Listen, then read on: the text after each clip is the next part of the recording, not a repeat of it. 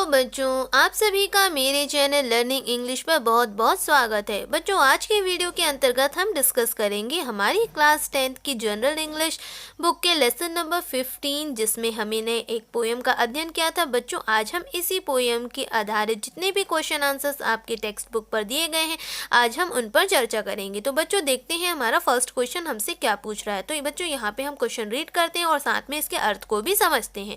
First question है, what does the poet want us to give up in the first stanza of the poem। यानी कि इसका अर्थ है कि यहाँ पर कवि हमसे पूछ रहे हैं कि कवि पहले पद में हमसे क्या त्यागने को कहता है, कौन सी ऐसी चीज़ है जिसे हमें गिव अप करना है in the first stanza in the poem. तो बच्चों, इसका आंसर है he wants us to give up everything that is old.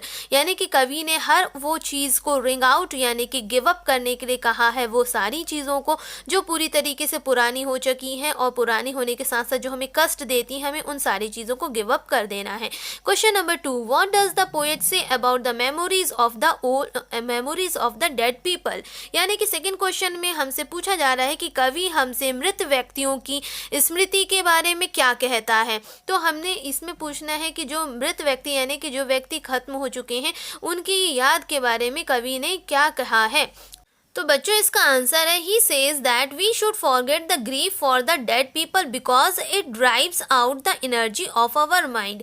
यानी कि कवि ने साफ जितनी भी चीज़ें हमें कष्ट दे रही हैं या जितनी भी चीज़ों से हमें पीड़ा हो रही है, कवि ने उसे फॉरगेट करने को कहा है, यानी कि हमेशा के लिए भूल जाने को कहा है, अपने जीवन से उसका त्याग करने के लिए भी कहा है।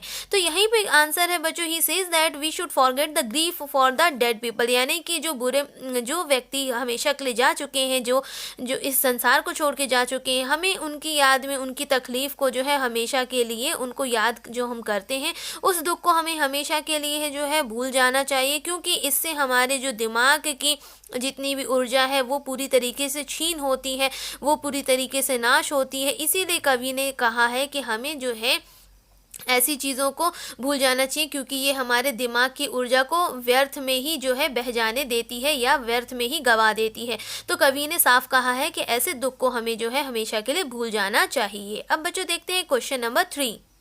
क्वेश्चन नंबर 3 है, what should a proper replacement for old traditions be. यानी कि यहाँ पे कवि पूछ रहे हैं कि पुराने रीति रिवाजों के स्थान पर कौन सा पुनर्स्थापन होना चाहिए। तो आंसर है the proper replacement should be the nobler modes of life with the sweeter manner and purer laws.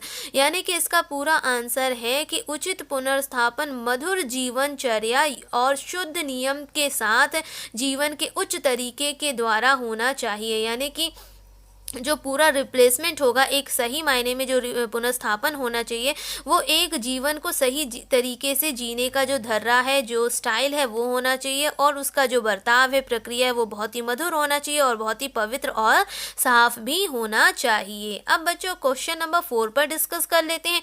What does the poet say about his sad songs. यानी कि यहाँ पे कवि हमसे पूछ रहे हैं कि कवि अपने दुख भरे गीतों के बारे में क्या कहता है। तो बच्चों, इसका आंसर है कि कवि ने हमें बताया है, he says that his मॉर्नफुल song should be thrown out and forget them. यानी कि यहाँ पे कवि कहते हैं और क्या कहते हैं कि दुख से भरे हुए गीतों को हमें जो है हमेशा के लिए त्याग देना चाहिए, उन्हें जो है हमेशा के लिए भूल जाना चाहिए। Now question number 5, what does the poet want in place of greed for wealth. यानी कि यहाँ पे क्वेश्चन नंबर 5 हमसे पूछ रहा है कि कवि धन के लालच के स्थान पर क्या चाहता है। तो बच्चों, इसका आंसर है he wants the common love. यानी कि वेरी सिंपल आंसर है, कवि चाहता है एक आपसी प्रेम, यानी कि वह हमसे जो है इसके स्थान पर भलाई के प्रति प्रेम रखने को कहता है। यानी कि he wants the common love of good in place of greed for wealth. यानी कि जो धन का लालच है उसके स्थान पर हमें जो है आपसी प्रेम की भावना रखनी चाहिए।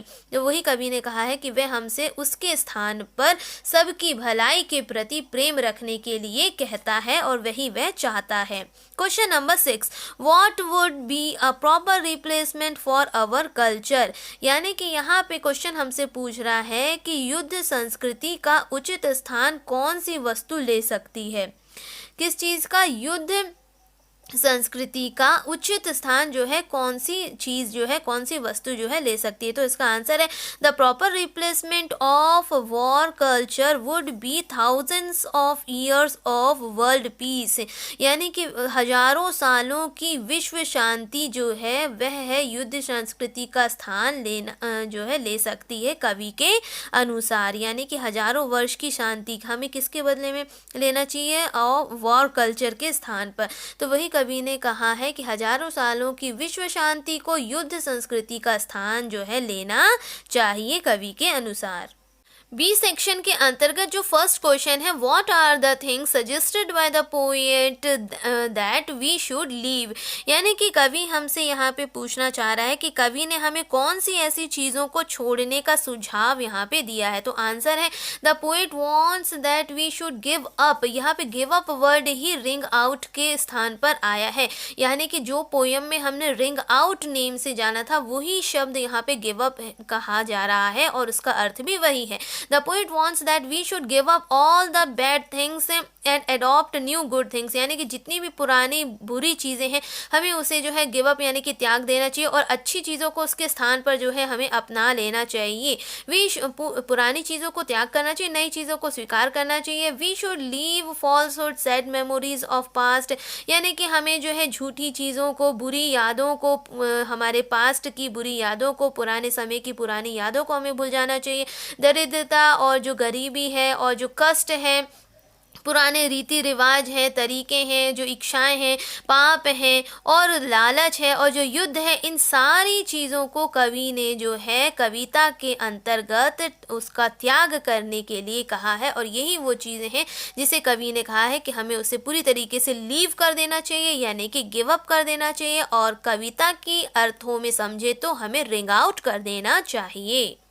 Now question number 2, what things should be adopted in our life according to the poet, यानी कि कवि के अनुसार ऐसी कौन कौन सी चीज़ें हैं, कौन कौन सी वस्तुएं हैं जिसे हमें अपने जीवन में अडॉप्ट यानी कि धारण करना चाहिए, स्वीकार करना चाहिए, यानी कि रिंग इन करना चाहिए कवि के अनुसार। तो आंसर है according to the poet we should adopt these things. अब हमने इससे पहले वाले प्रश्न में उन चीज़ों को जाना जो हमें जो है रिंग आउट कर देना चाहिए, यानी जिनका हमें गिव अप कर देना चाहिए। अब यहाँ पे सेकेंड क्वेश्चन में उसी का अपोजिट पूछा गया है कि ऐसे कवि के अनुसार ऐसी कौन कौन सी चीज़ें हैं जिसे हमें अपने जीवन में स्वीकार करना है, यानी कि रिंग इन करना है। तो कवि के अनुसार यहाँ पे कवि चाहते हैं according to the poet we should adopt these things, हमें इतनी सारी चीज़ें हैं जिसे हमें स्वीकार करना है, अपने जीवन में अपनाना है, जिसमें से यहाँ पे बताया गया truth, redress of all mankind, nobler modes of life with sweeter manners and purer laws, good hopeful songs, love of truth and right common love of good and peace and happiness. यानी कि कवि हमें यहाँ पे समझा रहे हैं कि हमें इतनी सारी चीज़ों को जो है अपने जीवन में स्वीकार करना चाहिए, जैसे कि हमारी जो सच्चाई है, रेडलेस ऑफ ऑल मैनकाइंड, यानी कि मानव का जो विचार है उसका सुधारीकरण होना चाहिए, जीवन जीने का जो आपका तरीका है वो उसका जो मोड्स है वो बहुत ही अच्छा होना चाहिए, उसका जो तरीका है वो बहुत ही स्वीटर होना चाहिए, मधुर होना चाहिए, प्रेम से भरा होना चाहिए, पवित्र होना चाहिए, एक अच्छे कानून के तहत होना चाहिए। गुड होपफुल सॉन्ग्स, यानी कि अच्छे आशा वाले जो है गीत होना चाहिए, और प्रेम के जो सच के प्रति आपका प्रेम होना चाहिए, और सही अधिकार के प्रति, एक आपसी प्रेम के प्रति जो है आपका अधिकार होना चाहिए, और साथ ही साथ एक शांति और खुशहाली और खुशियाँ भी होना चाहिए। इन सारी चीज़ों को कवि ने जो है कहा है कि हमें जो है उसे अडॉप्ट करना है। अडॉप्ट कहने का अर्थ है हमें जो है उसे अपने जीवन में रिंग इन करना है। तो बच्चों ये फर्स्ट एंड सेकंड क्वेश्चन पूरी कविता की जितनी भी रिंग आउट और रिंग इन वाली चीज़ें हैं वो इन दोनों को जोड़कर ये दो क्वेश्चंस बनाए गए हैं, जिसमें पूरी कविता के आने वाले रिंग इन और रिंग आउट वाली चीज़ों को बताया गया है। Question number 3, which line shows the poet's concern for poor destitute people and what is responsible for their plight। यहाँ पे क्वेश्चन नंबर 3 हमसे पूछ रहा है कि कविता की कौन सी ऐसी पंक्ति है जो अभावग्रस्त गरीब लोगों के प्रति कवि की चिंता व्यक्त करती है, और उनकी दुर्दशा के लिए जो है कौन जो है रिस्पॉन्सिबल है, कौन जो है जिम्मेदार है। तो इसका आंसर है the following line shows the concern of the poet for poor destitute people. यानी कि यहाँ पे कवि ने जिस तरह से हमसे पूछा था कि कौन सी पंक्ति है, कौन सी ऐसी लाइन है जो अभावग्रस्त गरीब लोगों के प्रति कवि की चिंता को व्यक्त करती है और उनकी दुर्दशा के लिए जो है कौन जिम्मेदार है, कौन जो है रिस्पॉन्सिबल है। तो यहाँ पे जो लाइन कविता के तहत बताई गई है वो है ring out the feud of rich and poor. यानी कि ये जो लाइन है ये इसी कंसर्न को शोज करती है जो कवि ने हमसे चाहा। मतलब ये ऐसी पंक्ति है जो अभावग्रस्त गरीब लोगों के प्रति कवि की चिंता को व्यक्त करती है और वह लाइन है ring out the feud of rich and poor. The quarrels between the rich and the poor are responsible for their plight। और दूसरी चीज़ यहाँ पे पूछा है कि उनकी दुर्दशा के लिए कौन जिम्मेदार है। तो यहाँ पे जो झगड़े हैं the quarrels between the rich and poor are responsible, तो ये जो झगड़े हैं अमीर और गरीब को लेकर यही जो है इस स्थिति के लिए, इस दुर्दशा के लिए जिम्मेदार है। द रिच आर ग्रीडी, और जिस प्रकार से जो अमीर होते हैं वो लालची होते हैं। They snatch all the money and make the poor destitute, और वह जो है पूरे धन को जो है झपट्टा मार के जो है स्नैच कर लेते हैं, यानी कि बटोर लेते हैं, पूरे धन को जो है अपने में समेट लेते हैं और गरीब व्यक्तियों को अभावग्रस्त बना देते हैं, उन तक वह धन को पहुंचने ही नहीं देते हैं। तो ये जो झगड़ा है यही है जिम्मेदार, यही किस चीज़ के लिए जिम्मेदार है, यही है अभावग्रस्त गरीब लोगों के प्रति कवि जो है इसी प्रकार की चिंता को व्यक्त करते हैं और यही जो है उनकी दुर्दशा के लिए भी जिम्मेदार है। Question number 4, explain in your own words. यहाँ पे क्वेश्चन नंबर 4 में हमें कुछ लाइंस दी गई हैं और उन लाइंस के लिए हमसे कहा जा रहा है कि अपने शब्दों में समझाइए। तो पहली जो लाइन दी गई है वो है ring in the nobler modes of life with sweeter manners and purer laws. यानी कि इसको हमें अपने शब्दों में समझाना है। तो इसका आंसर है बच्चों, यानी कि इसका एक्सप्लेनेशन है the poet wants us to discard old traditions and adopt noble ways of life. यानी कि कवि का साफ कहना है कि हमें पुराने रीति रिवाजों को पूरी तरीके से त्याग देना चाहिए और जीवन के अच्छे तरीकों को हमें अपनाना चाहिए।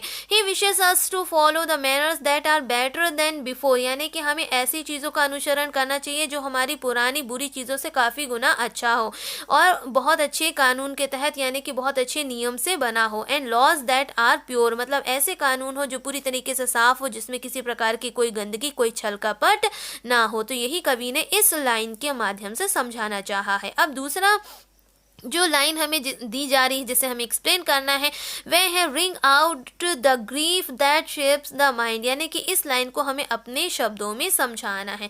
तो बच्चों इसका आंसर है the poet want us to say that we should remove the sorrow from our mind gradually. यानी कि कवि यहाँ पे इस लाइन के मदद से समझाना चाहता है, वह कहते हैं कि we should remove the sorrow, यानी कि हमें उस दुख को जो है हमेशा के लिए हटा देना चाहिए अपने माइंड से, धीरे धीरे जो है हमें पूरी तरीके से हटा देना चाहिए।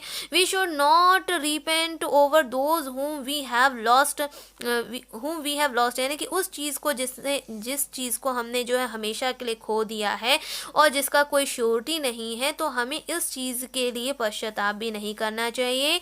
But try to overcome our grief and loss, और जो हमने दुख पाया है या जितना भी नुकसान हमारा हुआ है उसकी भरपाई करने के लिए जो है हमें सोचना चाहिए, ना कि उसके दुख को और बढ़ाने के लिए हमें सोचना चाहिए। तो यही जो है इस पंक्ति के माध्यम से कवि ने समझाना चाहा है। कवि यही कहते हैं the poet want us to say that we should remove the sorrow from our minds gradually. यानी कि हमें धीरे धीरे अपने दिमाग से जो सारे दुखों को जो है हटा लेना चाहिए, प्रयास करना चाहिए उसे हटाने का।